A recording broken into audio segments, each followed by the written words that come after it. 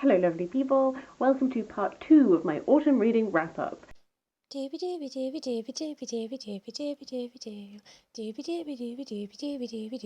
Sophie Vlogs. I will link part 1 down below. I posted that at the end of September and that was wrapping up the first bunch of books from my autumn TBR that I've read. Self-explanatory, this is the other half from all the stuff I've read in October. I've gone a little bit rogue at points from the TBR that I set myself, but I think I've still been channeling the types of vibes I was after, so we're gonna dive in. I'm going to kick things off with a book that I read on my Kindle, and that is The Strange Case of the Alchemist's Daughter by Theodora Goss. This follows Mary Jekyll, who is the daughter of Dr. Jekyll, and her mother has recently died. She finds herself in financial straits. She decides to investigate the disappearance of Mr. Hyde, who was her father's associate. There is a hefty reward for information that will lead to his capture. He's still on the large from the murders he did many, many years ago. So Mary starts investigating. She calls upon the help of Sherlock Holmes and Dr. Watson, and as the book goes on, essentially she discovers these women who are also the daughters of classic Gothic characters.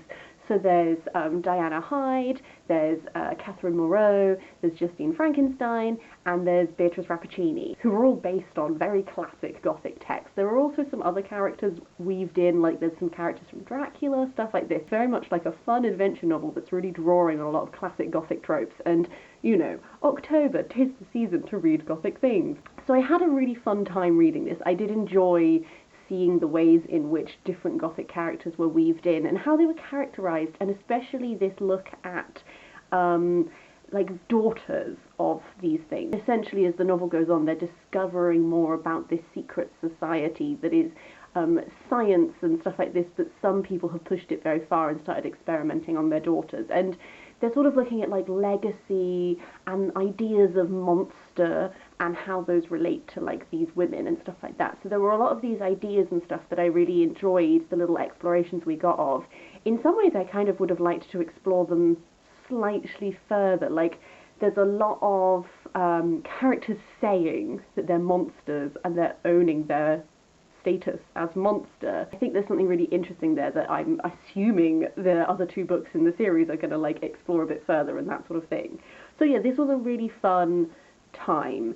Occasionally the narrative style of this stopped me from having as much fun as I could have. I think what I mean is this book is being told to you.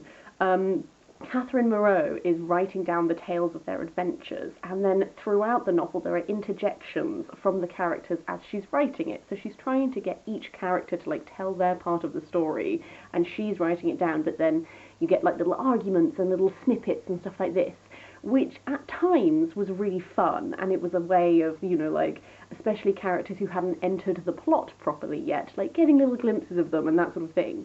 At other times, I found it ever so slightly interrupted flows. For example, like, X character has been abducted. Will they be okay? I know they will, because they keep interjecting, and I know that they're going to be fine. And similarly, like, climax moments where there's, like, confrontations and actions, sometimes having that interrupted by these little interjections, I was like, great, amusing, but also taking away some of the suspense of those moments, because I know they're going to be fine, because they're telling me about like, oh yeah, wasn't that blah blah blah, and I'm like, great, but I was a bit tense, but now I'm not tense anymore, because I know that you're okay.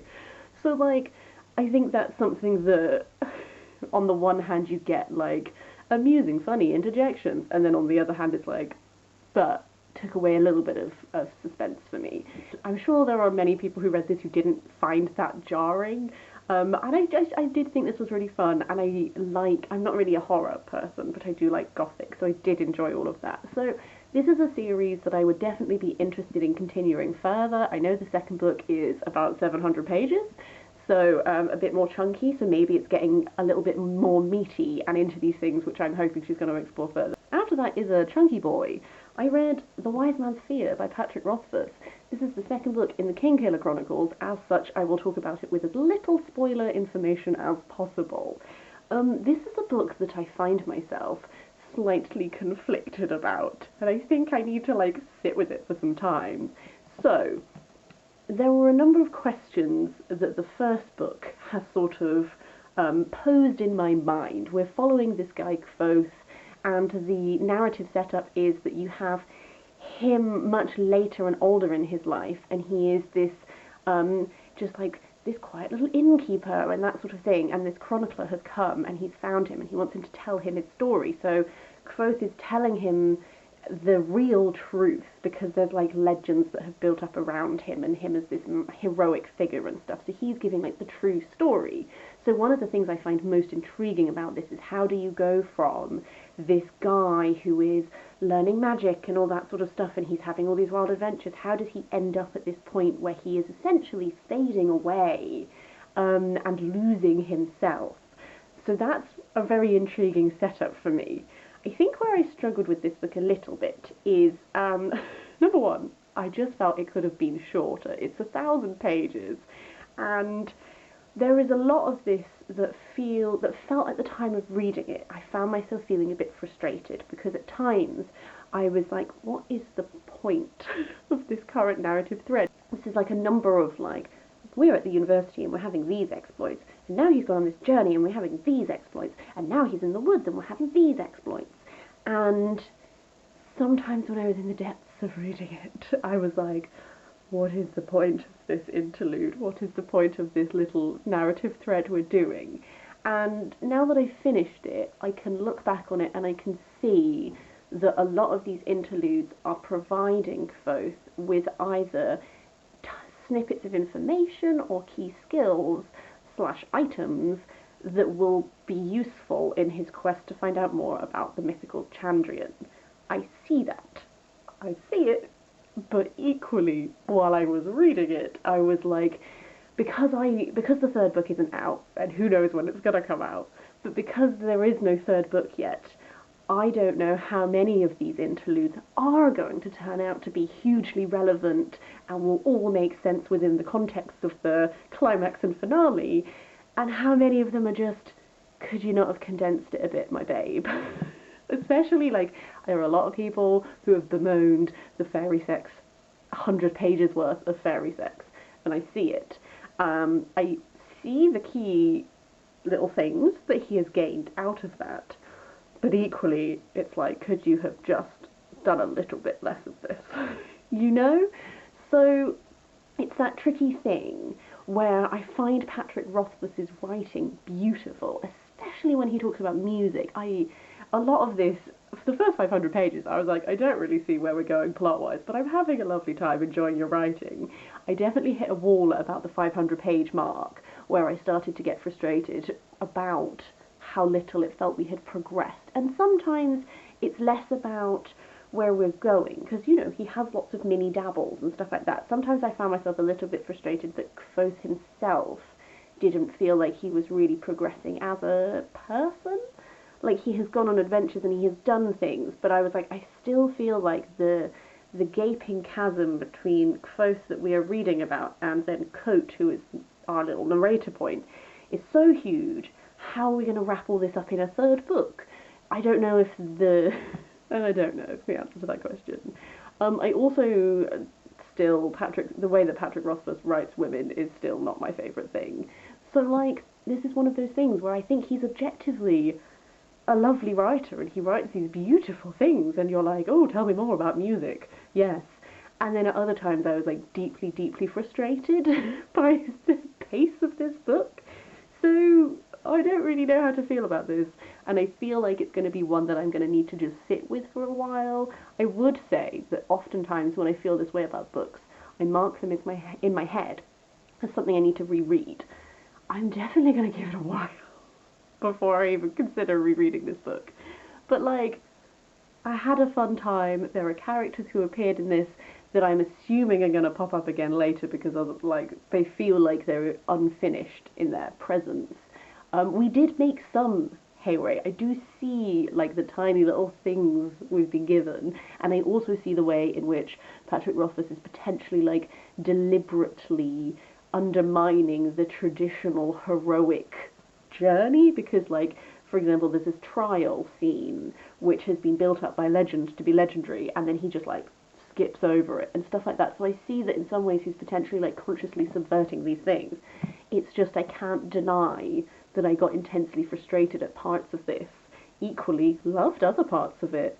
But it's one of those where it's like, I really don't really know how to feel, and I'm just going to have to sit with it, I think. The next two books are where I have gone ever so slightly rogue off of my TBR, but I feel like they still kind of fit the vibes I was after. So I read If I Have Your Face by Frances Cha, which is set in South Korea. It's set in Seoul. It's following a number of different women. So each chapter is from a different woman's perspective, and we have about 4 women, and then we like cycle back through their perspectives as it goes on.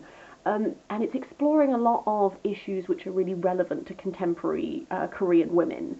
And it was, in that sense, it was super eye-opening. Like, for example, one big theme of this is the beauty standards, the intense pressure to get surgery, to adhere to these extreme beauty standards, which I feel like this cover really ties into this fragmentary, sort of slightly haunting vision of that. But that was really eye-opening because I had no idea about any of that, and just like the extent to which it's both normalised and expected and just like a given. Equally, there are a number of other sort of topics and stuff that are explored throughout this.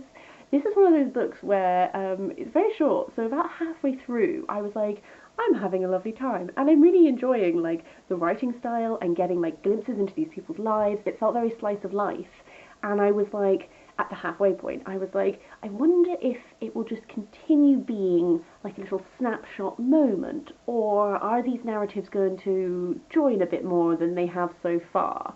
And then the ending really, really worked for me. By the time we reached the end, I felt, I just don't know, like the second half of this book really solidified this as like a really good read for me.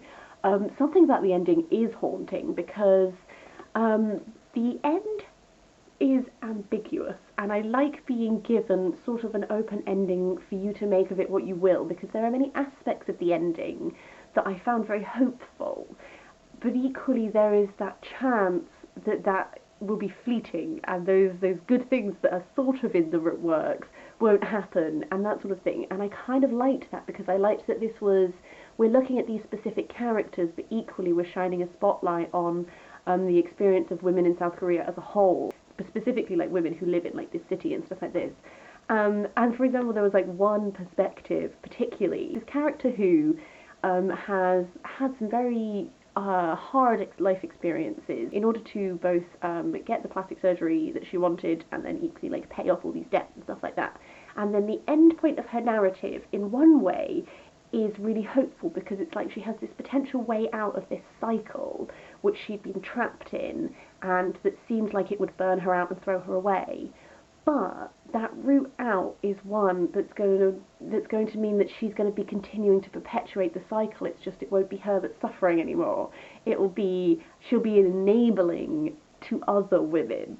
And something about that, like, has stayed with me and has been, like, slightly haunting, because initially I was so pleased, because I was like, oh, thank God, she's got a way out of this life that is slowly destroying her. And then I was like, but her way out is, like, it's other people will still be having that life experience. She's just one example of someone who might have been able to step out of it to the side of it, but is still connected to it. So I ended up really enjoying this in the end. I found it, like, it has stayed with me, it has given me a lot to think about. So yeah, I heartily enjoyed this. After that is some non-fiction. My dad lent me Goldust Woman, a biography of Stevie Nicks by Stephen Davis. Fleetwood Mac is one of my favourite bands. I love Stevie Nicks. The reason why I'm including this in my autumn wrap-up rather than just talking about it in a random book chat is because, as a result of reading this, I have been listening to so much Fleetwood Mac and Stevie Nicks this autumn that it has really, like, permeated the season for me. This was interesting. It's not the best biography I've ever read. So this is an unofficial biography. Stevie Nicks has not written an autobiography. I think the main thing I enjoyed from this was I did really enjoy getting glimpses into the songwriting process and backstories behind some songs. Like, I knew some, but it was really interesting getting to see like where this music has come from, what has inspired this, and just learning more about Stevie Nicks as a whole, because she's an interesting woman. My niggles I have with this is I don't think it's the best written book, both from a sourcing point of view and a writing point of view. So I read some reviews of this after I finished it, and people were pointing out stuff like, he gets her birthday wrong, which seems like a thing that a fact checker should have picked up on. Equally, a lot of the information in this, because it's unofficial, has been sourced from publicly available stuff. So, like, interviews she has done, like, before she performs songs, little intros she's said about the writing of the song and stuff like this. So, like, if you're really big into Stevie Nicks and you read a lot of the interviews she does, you might know a lot of this already. Another thing, essentially, from the intro, we got off to a slightly rough start because he's trying to do this thing where he's like, because Rhiannon is, like, you know, such a huge song and that sort of thing, he's trying to go down this, like, mythologized Welsh woman route. But it's the most American description of Wales that I've ever read. He's, like, talking about how the Druids built Stonehenge, which is factually incorrect. There's a lot of time between Stonehenge and the Druids. He's also attributing Welsh heritage to people that potentially don't have Welsh heritage. Like, he talks about Elvis Presley, and he tries to link the Presley surname to the Preseli mountain range in Wales, despite the fact that, like, that's not a surname that is common in Wales. It's actually Scottish, and it comes from a different linguistical root up in Scotland. And again, I was like, could anyone have fact-checked this? But no, we had to go down, like, this mythical Welsh blah blah blah blah. And, like, I know that's not the biggest thing, it's just, I don't know anything about Stevie's life, really, but I did know stuff about, like, for example, the Druids did not build Stonehenge. So it meant that from the start, I was like, well, this thing that I do know about, you've got wrong. I don't know how much I can trust all of the information that is in this. So I've taken it all with a pinch of salt. I did have a fun time reading it. There's a later point where he himself appears in the book because he wrote an official biography of Mick Fleetwood. And I hated the way that he referred to himself in the third person as the writer, and his little special interaction with Stevie where she, like, looked at him one time and he was like, yes, she looked at me. I didn't like that either. So there was an aspect of the writing that I felt a bit oof about, but I did enjoy learning more. Different day again, same Sophie. The next book I want to talk about is English Animals by Laura Kaye. I wasn't sure how I was going to get on with this book, only because taxidermy is a big theme in this, and taxidermy really freaks me out. This tells the story of a 19-year-old Mirka who is originally from Slovakia. She is in England for work. Essentially, like, through the agency that she works for, she ends up going to live in the countryside with this couple called Richard and Sophie because they need an assistant. She's not entirely sure what this involves, but when she gets there, it turns out that they want her to be an assistant to Richard and his taxidermy business. What this really is like a really character-driven novel that is sort of looking at, through Mirka's eyes, you're looking at Richard and Sophie, their relationship, but also this very particular type of Englishness that they embody. And I feel like she's so nailed that particular type of Englishness. Like, I have met people like Richard and Sophie. I have waitressed for people like Richard and Sophie. This everything, just from, like, descriptions about how the house is, the way that they and their friends and their family talk about people. Like, it explores, like, a number of different things, like you know, like attitudes about Brexit and stuff like this. Mirka's a lesbian and she ends up falling for Sophie, and they sort of enter this kind of relationship. It's all very, like, complicated and stuff because, you know, Sophie is married, and Mirka also quite likes Richard, so it becomes this really, like, tangled look at the way that these people interact with each other, and also the types of people that they are. I ended up giving this a 4 out of 5 stars, actually, because I wasn't sure about it when I started, especially because number one, Mirka as a narrator occasionally is a little matter of fact. I think what Lucy, what Laura Kay is trying to do is, because English is not Mira's first language, sometimes she can be quite matter of fact and to the point. And part of what happens in this is that she does the crossword with Sophie every day, and she like learns like idioms and these weird things that English speakers don't necessarily think about, like as phrases and stuff. And I think that, paired with the fact that I wasn't actually sure how much I liked Richard and Sophie initially, meant that I don't know, it took a little bit to settle in, but then when I settled in, I felt like it was doing this really good portrait of what this particular type of like class and person is like. Occasionally it was ever so slightly too heavy-handed for me. Like, there is a character in this, it's just like a mouthpiece for all of the most terrible opinions that are both like homophobic and xenophobic and all these things. And I was like, I understand that this type of person exists. Occasionally it felt just slightly more heavy-handed than how the rest of the novel felt, because a lot of the rest of the novel was like, this is this couple that Mira objectively is actually becoming quite good friends with, but then some of the attitudes they have towards things are deeply troubling, and there is this sort of upper class blasé about other people, and not necessarily extending compassion and understanding to everyone and stuff like this. I don't know. I just felt like it did a really felt very true to life portrait of a particular type of Englishness that currently, does still exist. And I don't know, it was this is definitely not one which, if you're like really like plot driven books rather than character driven books, you might struggle with this, but I found it really intriguing. I also did find the taxidermy side of this quite intriguing, which I wasn't expecting, because it's not just that Mira is helping Richard with this thing, it's that animals have such symbolism in this that plays out. Like, one that I was particularly alert to was the fox, because of the cover, and Richard and Mira have this discussion about foxes at one point, which was really interesting, that I was sort of paying attention to how it might apply to the rest of the text.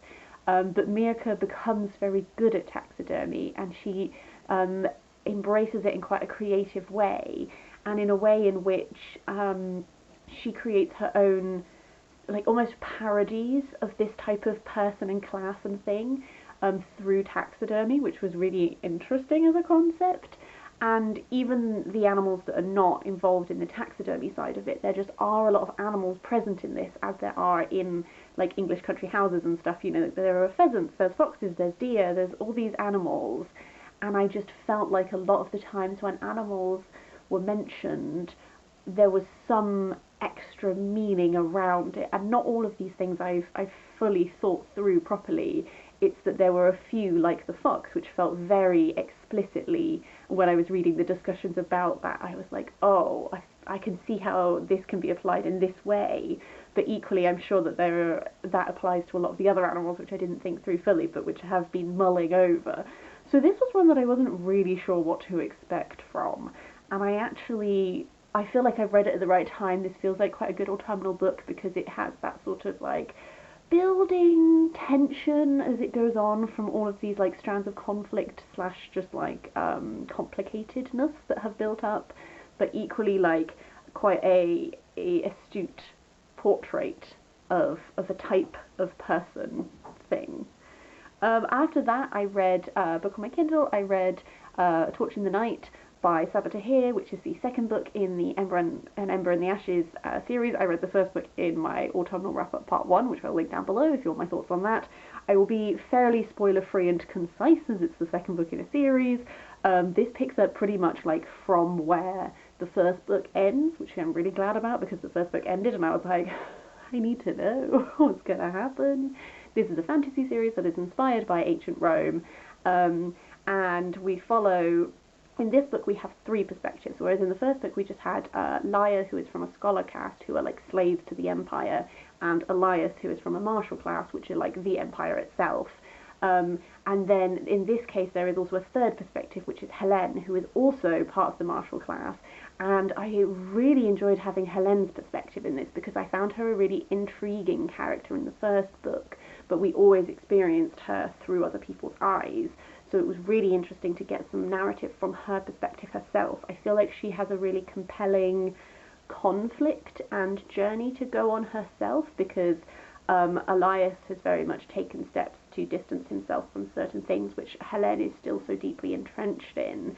And there's something very interesting there. One aspect of this which I enjoyed slightly less is I don't really care for the romance, but like, as I said in my first wrap-up, that tends to be a recurring thing for me with this type of like YA fantasy book. I really enjoy the actual like fantasy element and the world building and like the plot and the adventure. I'm just not really invested in the actual romantic relationships, which is perfectly fine. They didn't ruin it for me. It's just in the first book you have Elias and Lyra are fairly separate, whereas in this book their storylines have sort of met up slightly for portions and that sort of thing, so that was just a lot more present and I didn't really care. But like, I don't hate it, it's just I wasn't invested in that like aspect of it, but I am really invested in this overarching plotline that is building up, and I think we have had some very interesting developments in this, that I'm very interested to see how it's all going to play out, because there are the types of storylines and strands that I was sort of expecting, and then there's this slightly more like fantastical storyline which is like developing, and I'm interested to see, you know, the person that you think is going to be the big bad might not necessarily be the big bad. I don't know. I'm intrigued.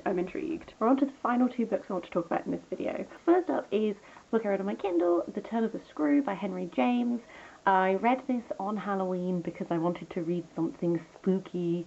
I haven't watched The Haunting of Bly Manor, but because I'm terrible at watching spooky things, I'd much rather read a spooky book, I think. I don't know, that might be incorrect. This was interesting. I don't feel like I necessarily have the most amount to say on the book. I think it was fun to read, a spooky classic. There was obviously a lot of this working around like how much of this ghosts and stuff like this that is happening is true and real, how much of this is maybe just happening in this woman's head. If it is the latter, then it has some like very worrying connotations for the safety of these children that she's supposed to be looking after. Yeah, that was all really good. I found it like, it really got me at the beginning, the way that like these interactions were. They weren't very interactive. It was like, here is this figure staring and stuff like that, and that sort of passivity, which is what lends itself to the question of how real is this, but that passivity also is what made me feel so unsettled, because at least if it had been like a ghost doing things, then that means there's an action that you can do against that, whatever that may be. Whereas in this, it felt like there was a lot of like, what is going on? At times it was a little bit slow for me. I think that is also partly just effect of like the style it is, the time it was written in, that sort of thing. But I really enjoyed it. It did what I wanted it to do, which was like I wanted to read like a spooky classic on Halloween, and it definitely fulfilled that. The final book I want to talk about is actually a reread for me. This is Evil Under the Sun by Agatha Christie. I had such a craving to read an Agatha Christie mystery, but all the ones that I own I have already read. But I first read this one about 10 years ago. It was the first Agatha Christie I ever read, because my friend really loves this one and recommended it to me particularly. And because it's 10 years ago, I couldn't remember who did it. So it meant that I got to read an Agatha Christie that technically I have already read, but to be honest with you, couldn't remember. I could remember very small details about it, but it meant that as I was reading it, I got to still do the thing where you're like, ooh, who do I think it is? Let's put the pieces together, that sort of thing. I thought that the reveal in this was really interesting. Even though I'd already read it, I had 100% forgotten it, which is not a commentary on the quality of the reveal. It's just like 10 years ago, memory is not so hot. Yeah, it's interesting. I originally rated it 5 stars the first time I read it, because I was like, oh my god, Agatha Christie, blown away. I lowered it to 4 stars. There were a couple of things which like niggled me. Like, for example, there's like this one female character in it who's like got her own business and stuff like this, and then like there's a moment where it's like, you can throw it all away, you can be with a man instead, and blah, and all that stuff, and I was like it's written in the 30s, I understand that. But no, I thoroughly enjoyed it. Again, don't have a huge amount to say on that because it was a reread, so in many ways, like, I already knew what to expect, but Agatha Christie is wonderful, and she does that thing where you're like, oh, well, here's a lot of different, like, potential motivations, and I wonder which one it is going to be that actually did the thing. Yeah, so that was really fun, and I really enjoyed it. And again, I read that around Halloween because I was like, I want a creepy mystery. That's everything I wanted to talk about in this autumnal wrap-up. I'm aware that there are some books that I mentioned in my autumn TBR that I haven't read for this. I am going to read them eventually. I felt like I should set myself early November as like my cut-off. Well, I meant to post this last week of October, but other things happened and then it was now. So here we go. But I would love to hear your thoughts on any of these. I will, of course, post my thoughts on the books that I haven't read. Whenever I do read them, they'll be in some book chats. They will come. If you want my thoughts on those, do stay tuned. They will happen. But yes, I would love to hear if you read anything particular for autumn or specifically for Halloween. Did you do any spooky reading, anything like that? I would love to hear. Otherwise, I will see you next time for something different.